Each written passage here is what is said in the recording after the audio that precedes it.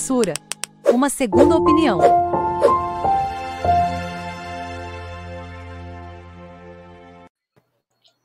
Olá, boa noite, tudo bem? Passa um pouquinho das 9 horas, mais um programa Política Sem Censura, uma segunda opinião, né?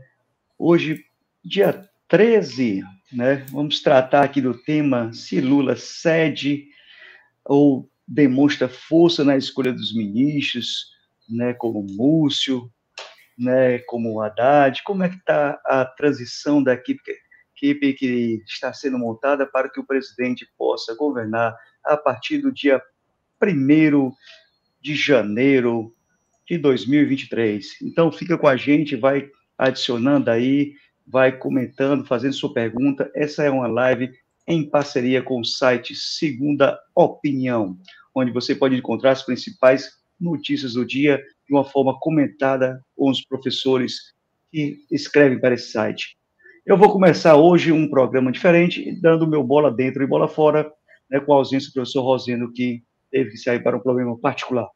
Meu bola dentro vai para a seleção argentina, comprometida, aguerrida, lutadora, e com o seu jogador, que está sendo o nome do Mundial, Messi, que levou a Argentina para a final após longos anos, talvez aí bem uns 20 anos, né, professor? E o meu bola fora vai para o prefeito José Sarto de Fortaleza, que insiste na cobrança da taxa do lixo, onde é uma bitributação e uma taxa onde já existem muitas outras, né, que já a população fortalezense já está sufocada com tantas taxas, principalmente que essa, no imposto predial, a gente já paga por ela. Professor Clésio, seu bola dentro e bola fora.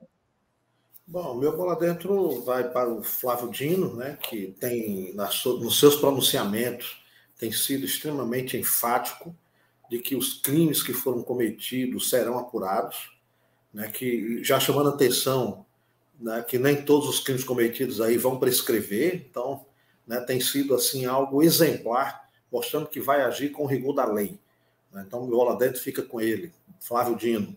E o meu bola fora vai para a mídia comercial, que, lamentavelmente, alguns setores, né, mais precisamente como foi público, né, mais precisamente a Jovem Pan, que chegou a levantar desconfianças de uma possível infiltração de grupos entre os bolsonaristas terroristas que estavam colocando fogo em transporte público, em carros particulares, criando aquelas cenas de terrores, né, verdadeiros atos de terrorismo, que de fato praticados por bolsonaristas, alguns inclusive já identificados, e aí a gente tem uma mídia que, lamentavelmente, né, levanta suspeitas, e aí, por outro lado, acaba fazendo uma defesa, finda fazendo aí uma defesa do terrorismo. É verdade, foi uma noite de terror jamais vista em Brasília ontem à noite, né? Mas antes de tocar nesse ponto, professor, vamos logo. Lula está cedendo ou demonstra força na escolha do seu ministério, dos nomes já anunciados? Olha, né, os nomes até agora colocados, inclusive, né, não causa assim estranheza em relação ao próprio Lula, né? Por exemplo, o nome do Haddad, né? Agora mais recentemente, hoje, já indicando também o BNDES, né? já sendo um nome seu, né? E já mostrando aí uma combinação do que ele vem falando lá atrás em discurso na economia, né, que vai querer redirecionar o discurso do BNDES para investimentos de pequenos e médios empreendedores, para os pequenos negócios. Então ele já coloca pessoas aí que estão afinadas, inclusive, com ele, que é mercadante, e na Fazenda o Haddad, para ter o controle, né, orçamentário. Então, aí a gente tem aí esses nomes extremamente vinculados ao Lula. Certo? Quando a gente pensa aí na questão, né, de quem vai ficar com a defesa, né, e aí vem a questão de um indicado estar muito próximo aos militares e ter aí uma passagem aí, vem de origem aí do antigo PDS, tem uma aproximação muito grande com os partidos de direita e até, né, se mostrou muito próximo também do bolsonarismo. Né?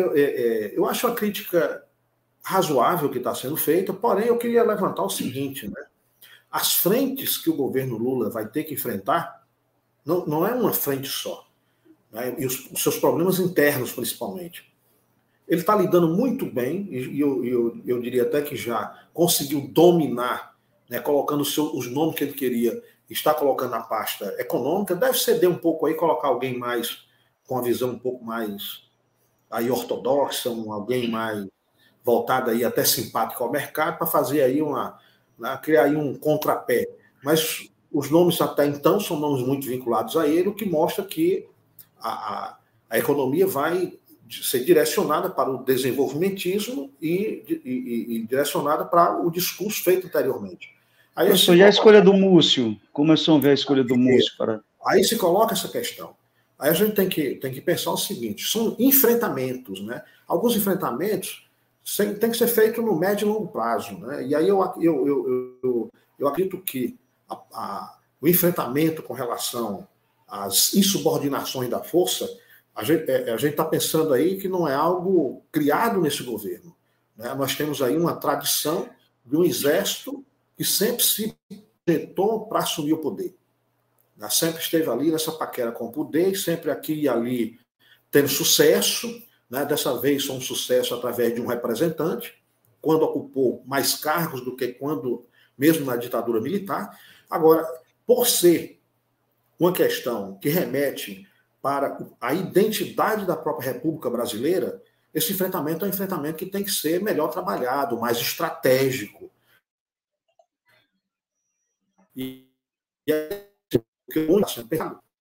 É uma tentativa de controle de longo prazo, né?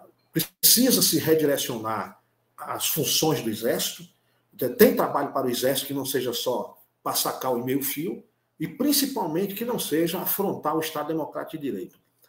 Nós temos aí uma reserva ambiental magnífica para ser cuidado, temos uma fronteira extremamente longa que precisa ser supervisionada, é necessário um desenvolvimento tecnológico para fazer o acompanhamento daquilo que está sendo extraído da Amazônia, do que está entrando ilegalmente no Brasil, principalmente a questão da entrada de armas, né? Entrarmos no Brasil com uma facilidade enorme, né? Vide aquela quantidade absurda de armas de longo alcance que foram encontradas lá no condomínio do ainda, né, presidente, que felizmente está próximo a sair, num condomínio, numa área nobre na Barra da Tijuca. Na Barra da Tijuca, no condomínio na área nobre do Rio de Janeiro, e de um vizinho do presidente da República, né? Então a gente tem essa facilidade enorme dessa entrada de armas, que tem aí um trabalho para frente extremamente importante, que ele poderia estar lidando com isso. Então, como redirecionar? Precisamos de um exército que seja técnico, científico, que esteja voltado para essas ações, para proteger aquilo que é a riqueza do país, aquilo que a gente tem no litoral, o nosso pré-sal, que a gente tem em terra, na riqueza da Amazônia, os nossos minerais. É isso que a gente precisa cuidar e precisa redirecionar o exército. Então tem que ser um trabalho de médio e longo prazo, né? Não dá para a gente pensar aí que vai ser esse enfrentamento agora no montar o governo, né? Essa estrutura que está sendo montada agora não pode pensar nesse enfrentamento, um enfrentamento que tem que ser feito mais vagarosamente. Profissionalizar o exército, redirecionar suas atividades e deixá-los ocupados, né? Precisam ser pessoas ocupadas para não pensar nas banalidades que vem pensando aí, nas bizarrices que vem pensando, e de vez em quando tentando aí essas tentativas frustradas aí de voltar ao poder por vias não democráticas.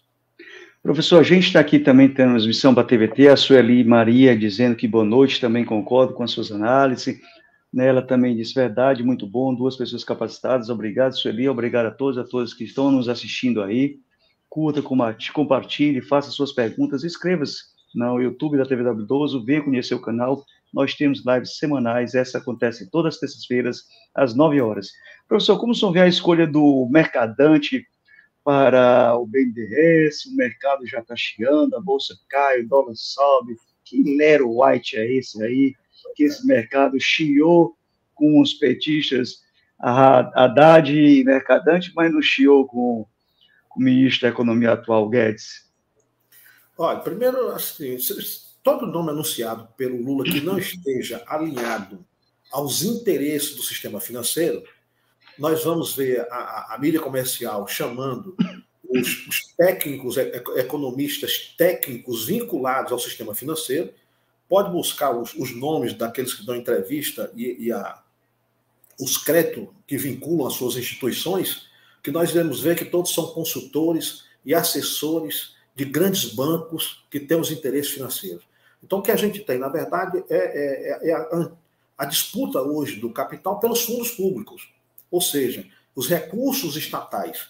Na hora em que se coloca dois nomes que estão muito alinhados ao discurso do presidente e que vem reforçando esse discurso, que é um discurso voltado para o desenvolvimentismo, significa dizer que há um redirecionamento da economia para a geração de trabalho a partir de investimentos produtivos. Ou seja, a ida do mercadante para o BNDES vai fortalecer isso, de que os recursos do Estado, os recursos da União, e serão voltados para incentivo à produção industrial, à produção comercial, à produção de serviços, que significa a possibilidade de fazer migrar recursos que estão aí nas especulações financeiras e esse mercado se transformar mais atrativo e fazer esse deslocamento.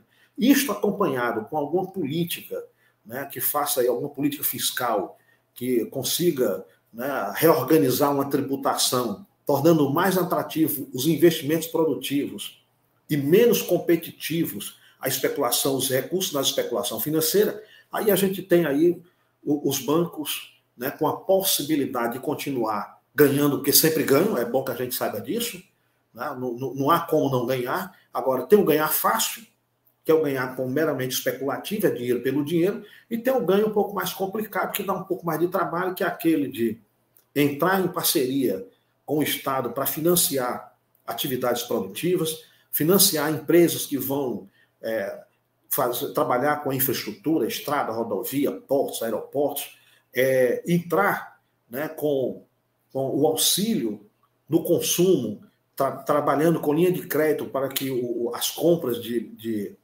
produtos de maior durabilidade sejam comprados, como carro, televisão, geladeira, né? Quer dizer, que essa é a função do banco, né? Essa função nobre, se você pensar dessa forma. E se a economia cresce pelo desenvolvimento, não se engane, o banco vai continuar ganhando e muito, né? Vai ganhar porque vai ter os financiamentos feitos, vai ganhar porque vai ter os seguros realizados. Quem compra um carro faz o seu seguro, quem compra uma casa faz o seu seguro, e aí esse ganho o banco continua. Agora, o que o banco quer é continuar ganhando sem muito esforço. Então, todo nome que for lançado, que tiver um perfil mais voltado para a defesa do desenvolvimentismo, a gente vai ver essa chiadeira do mercado e essa especulação que, lamentavelmente, quem perde são os pequenos investidores, que entram em pânico quando vê esse movimento, e aí esse movimento de caiu a bolsa, e alguns se desesperam e acabam vendendo ações que não deveria vender e acaba perdendo dinheiro nesse momento, porque são especulações de um movimento de aqui e agora, e na próxima semana a gente já tem outro perfil para o mercado de valores, né? Professor, hoje eu vi que a Petrobras voltou a produzir e bater recordes. Alguns atos do governo Bolsonaro, no meu modo de ver, precisam ser revogados. Nelson concorda? Quais são que a equipe de transição está analisando e vai propor? Né, parece ter um documento de algumas páginas aí que vai propor algumas revogações. Quais são, acho, os mais importantes aí que deve ser feito de urgência para aquecer a economia brasileira e gerar empregos? Olha, tem né, um conjunto enorme de propostas que está chegando na mão do presidente Lula para que ele faça aí um grande revogaço, mas aí eu acredito que ele vai revogando aquelas né, que tem digamos assim, que causam uma reação política de médio alcance, né, aquelas que vão ter um enfrentamento muito duro. Eu já vou logo colocando aqui, né, um revogar-se em cima da legislação trabalhista não vai ser feito imediatamente, né? Talvez uma ou outra questão aí mais pontual, mas uma total revisão de toda essa desarrumação. Só acha que não vai mexer na reforma tributária? Na reforma tributária também, no primeiro momento, não. Provavelmente que a gente vai ter mudanças muito rápidas, a não ser que seja, por exemplo, mexer na tabela de imposto de renda, coisa desse nível, né? Mas mexer na estrutura tributária do país, colocando ela de cabeça para baixo, né? No sentido de reduzir o imposto sobre consumo, né? Também o imposto de renda ser escalonado numa forma, né, em que a gente tenha os mais ricos pagando e os médios e os pequenos pagando menos. Isso é possível, mas isso Mas você acha que ele vai cumprir a promessa de campanha? Você acha que ele cumpre a promessa de campanha de R$ 5.000 para quem ganha até R$ 5.000 não pagar? Você acha que ele cumpre no primeiro ano ou vai postergar? Eu acho que deve escalonar, né? Deve escalonar. A gente chegou no patamar que tem aposentado aí ganhando na faixa de R$ 2, R$ 3.000 que tá contribuindo com o imposto de renda, né? Então, esse escalonamento, chegar aos 5.000 no primeiro impacto, na primeira pancada, eu acho difícil, né? Então, deva ter uma política de escalonamento, até para não criar muito problema de receita no Estado, né, no governo, e refazer, porque também tem a grande força é o seguinte, é retirar de quem tem uma renda menor, mas transferir para quem tem uma renda maior. Aí é outra briga de foice no escuro, né? Quer dizer, transferir o pagamento, né? Transferir o pagamento, né? O Estado precisa, e quem ganha mais tem que pagar mais, mas no Brasil não é essa a nossa tradição, né? A nossa tradição é que quem ganha menos paga mais, né? Por exemplo, todo consumo que se faz, né? Se eu compro essa caneta, eu pago imposto, né? Se a gente compra um quilo de feijão, a gente paga imposto. E aí, ou seja, como você tem o cidadão de baixa renda, que tudo que consome, tudo que ganha vai para consumo imediato, paga imposto sobre tudo. A classe média... O senhor acredita que é isso? Só interrompendo, o senhor acredita que é isso que faz com que o Brasil tenha uma enorme desigualdade social? Em grande parte, sim, né? Não só isso, né? Não só isso, mas em grande parte a gente tem aí, né, uma classe média extremamente sufocada em termos de imposto, porque ela tem um tributo, assim como os de baixa renda, sobre o consumo, como todos têm, mas o que a gente tem aí também, que incidindo sobre a classe média, é o imposto sobre a renda daquilo que, né, numa tabela extremamente perversa, né? E a gente para em 27,5% para todo contribuinte. Ou seja, o indivíduo que ganha R$ 5.000, ele vai atingir essa faixa. O indivíduo que ganha 20 mil vai atingir essa faixa, e o indivíduo que ganha 500 mil, 1 milhão mês, vai atingir essa mesma faixa. Só que aquele que ganha lá os seus 200 mil, 500 mil, tem fórmulas que vai retirar esse imposto sobre a renda dele, porque ele vai deslocar para aplicação de recursos que tem, para aplicação financeira que tem uma tributação menor, para determinados investimentos que também tem uma tributação menor, e, portanto, consegue se proteger, né? Então, nessa proteção... Pois não. Não, conclua, por gentileza, vai entrar um adentro aí. Fica muito, né, assim, muito orgulhoso e até sentimental quando vê, por exemplo, alguém com uma renda muito elevada, jogadores de futebol, que tem as suas fundações aí, fazendo caridades e tal. Isso é muito bonito, muito bacana. Mas isso também tem o objetivo de reduzir o imposto pago, né? Porque, pessoal, as pessoas sempre dizem que os Estados Unidos, a pessoa tem um poder de compra melhor, do salário, que é uma vida melhor, mas não percebem que há toda uma dolarização da economia feita no Brasil, no mundo, né? Onde tudo depende do petróleo, e a gente passou a depender mais do petróleo, também uma das razões de ter nosso poder de compra caído, acredito eu. Queria saber do senhor se isso procede, porque o que a gente reclama no Brasil é que nosso salário não dá para nada, como eu já citei outros casos. Você não tem saúde, plano de saúde é caro, o SUS precisa ser fortificado, a gente espera isso do novo governo, né? Você não tem moradia, para comprar uma moradia e construir é muito difícil, os aluguéis só aumentam, né? E, como eu falei, aí na Cuba você pelo menos tem um pouco ali de tem saúde pública, tem educação, e o poder de salário, mesmo sendo $40, parece ter um poder de compra melhor que o salário mínimo brasileiro, de 1.200, mas se você alugar uma casa, se pagar um plano de saúde e comprar uma refeição, acabou a merenda. Como a gente, felizmente, está vindo agora com o poder de compra do salário mínimo, as pessoas deixando de se alimentar bem, fazendo pequenos lanches, para poder conseguir chegar ao final do mês. Lamentavelmente, a gente tem uma elite econômica que não tem um compromisso com a nação, ou seja, não tem projeto de nação. Né? Quando a gente observa, vamos falar de social-democracia, né? De um socialismo leve. Se a gente pensa nas ações que foram realizadas após a Segunda Guerra Mundial na social-democracia, o que nós vamos ter é justamente essa transferência de custo do indivíduo, do trabalhador, onde isso é coletivizado, né? Ou seja, a gente passa a ter quando a gente tem um bom transporte coletivo, né, que atende bem as pessoas, o indivíduo não precisa ter o transporte individual, não precisa ter o carro, não tem o gasto com combustível, não tem o gasto com os impostos, e o gasto com a manutenção do próprio carro. Quando você tem a boa escola, você retira do trabalhador esse custo com a escola. Então, se você tem isso ofertado com boa qualidade, que alcança desde os trabalhadores de menor remuneração até os de média remuneração, você consegue aí, né, dar um alívio para os gastos dos trabalhadores, inclusive de classe média, que se reverte para uma boa economia. Isso aqui é impressionante, que não entra na cabeça de grande parte do empresariado brasileiro quando se coloca contra o Estado. Né? Ou seja, isto que é retirado desses gastos que são estatizados, ele deixa de ser do indivíduo trabalhador, eles passam a ser recurso em que o indivíduo vai comprar uma televisão, vai gastar com diversão, portanto vai gastar em serviços, e aí a gente passa a ter, né, uma economia em que o consumo aumenta, porque esses gastos o trabalhador está livre, com a garantia de que a sociedade vai estar produzindo um bom trabalhador para o futuro, porque tem uma boa escola, saudável, porque tem um sistema de saúde, e bem alimentado, porque, né, a pessoa deixou de gastar com isso e tem condições aí de gastar com alimentação. Quer dizer, essa forma de organização que a gente conhece como a social-democracia, o estado de bem-estar social, é aquilo que garantiu as sociedades de classe média, que o Brasil teima em não aceitar. O governo Lula, os 2 primeiros anos, e o governo Dilma, né, são tentativas disso. E quando chegou perto, quando se aproximou, a gente tem um golpe. E um golpe dado pelas elites. Por que o golpe dado pelas elites? Porque queriam manter os lucros e os ganhos de capital extraordinários que sempre tiveram. Se lucra muito no Brasil, a taxa de lucro é muito alta. Alto e no curto prazo.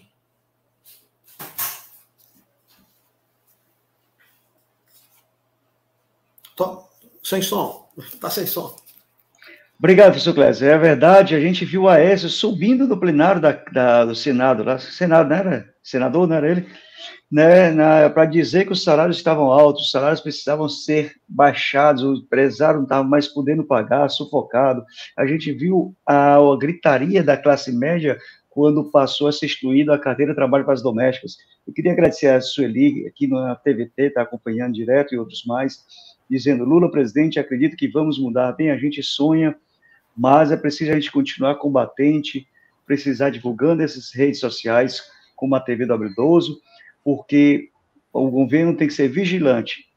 O Alá Capitólio deles, como ontem já começaram em uma demonstração de força, que não vão aceitar que o presidente Lula, um ladrão, como eles muito falam, não assumam o comunismo, volte. Então, temos que ficar em alerta, porque dia 1º de janeiro, na posse, pode haver o movimento Alá Capitólio como teve. Professor, chegando o dia 1º, faltam aí 18 dias, atos como aconteceram ontem, terroristas ou vândalos? Ou atos democráticos? Como o senhor viu esses atos ontem em Brasília? Olha, a sua característica é de vandalismo pela quantidade de pessoas, pela forma que foi feita, né, sem nenhuma, digamos assim, estratégia. Né? Com aquilo ali não se chega a nada, a não ser a baderna. Né? Não se toma poder com aquilo. Né? Agora, a grande questão é, isso cria, né, uma motivação para algo de maior gravidade. Né? Aí sim, aquilo que parece ser de menor importância assume gravidade, né? Passa a ter uma importância maior, porque pode causar um distúrbio maior e traz uma insegurança, porque no meio de uma turba daquela, pode ter sempre a presença de um louco que coloque ou atente contra a vida de pessoas e atente contra a vida de autoridades. Né? Quer dizer, nós estamos às vésperas de assumir o poder, um novo governo, a gente está aí era um momento, inclusive, de diplomação, com muitas autoridades na capital do país, governadores de estado, deputados, senadores, né, já pessoas já indicadas para assumir cargos nos próximos ministérios, e a gente tem um ato daquele que poderia descambar para algo muito mais grave. Né? Não deixa de ser um ato aí terrorista nessa linha, nesse sentido, né? Embora fosse extremamente desbaratado, desorganizado. Agora, lamentável, uma questão que eu quero retomar aqui no final do programa, é a reação que a gente teve das forças. Né? Se a gente tivesse colocado ali aqueles indivíduos disfarçados de professor, a borrachada tinha sido grande. Tinha sido tiro de borracha na altura dos olhos, como sempre acontece. Aí a gente tem lá calcula-se em torno de 200 pessoas que fizeram toda aquela bagunça, né? E não tem um indivíduo preso, não teve uma reação forte, né? Não teve uma prisão em flagrante de alguém que está cometendo um crime grave, causando prejuízo. A desordem total, né, professor? Desordem total, né? Então, assim, algo lamentável nesse sentido, né? Aí, de fato, se caracteriza, né? Dá para se caracterizar como um atentado, né? Porque tem essa lógica, tem uma orquestração, é bom que a gente saiba disso, tem financiamento, recurso aí que vem de alguma origem, tem uma cabeça que pensa que não está lá, né? Ou seja, provavelmente deva ter saído do gabinete do ódio, aquelas ordens que foram dadas para um lado ou para o outro para cometer aquelas ações, né? Então tem uma orquestração e daí então tem uma organização, nesse sentido, uma organização que quer desestabilizar uma passagem de poder, né? A saída de um governante e o próximo governante vai assumir. Precisamos reagir mais seriamente, porque nós vamos receber, inclusive, autoridades de outros países. Então, chegando, né, já daqui a alguns dias a gente já começa a receber algumas, né, inclusive as seguranças desses governantes, que vêm, inclusive, né, já previamente fazer essa segurança. Então, já é hora de se começar a agir mais seriamente com isso, né? Verdade, também concordo, já passou, foi do tempo, né, os quartéis, em frente aos quartéis, há quem diga que são pessoas beneficiadas durante o governo, que estão lá defendendo seus interesses particulares, não só lunáticos, né, mas também pessoas que durante os anos do desgoverno Bolsonaro teve muita ajuda, né, então não são atos democráticos, pedir golpe, né, nunca foi, nunca será, né. Então, a gente espera que realmente, como viu vídeos, a polícia na frente, as pessoas passando e não acontecia nada, dando ultimato para saírem dos restaurantes, né?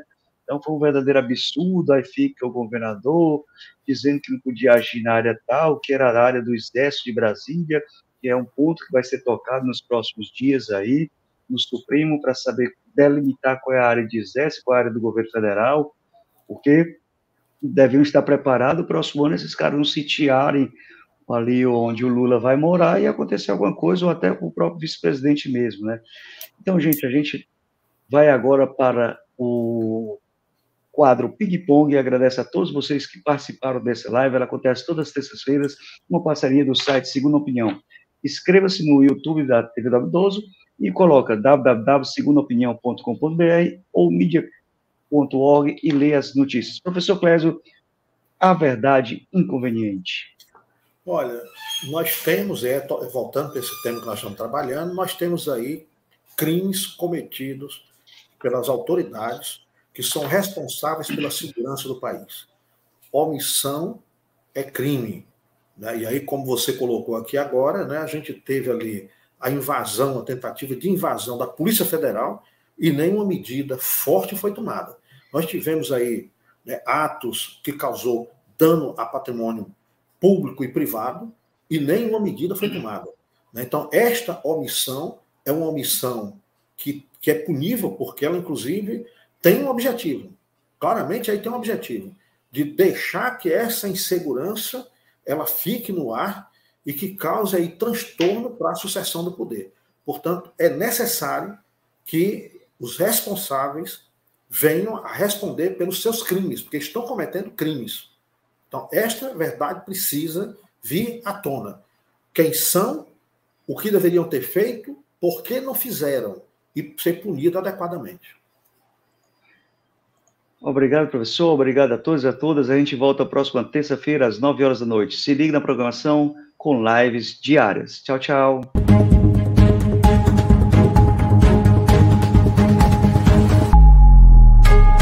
Política sem censura. Uma segunda opinião.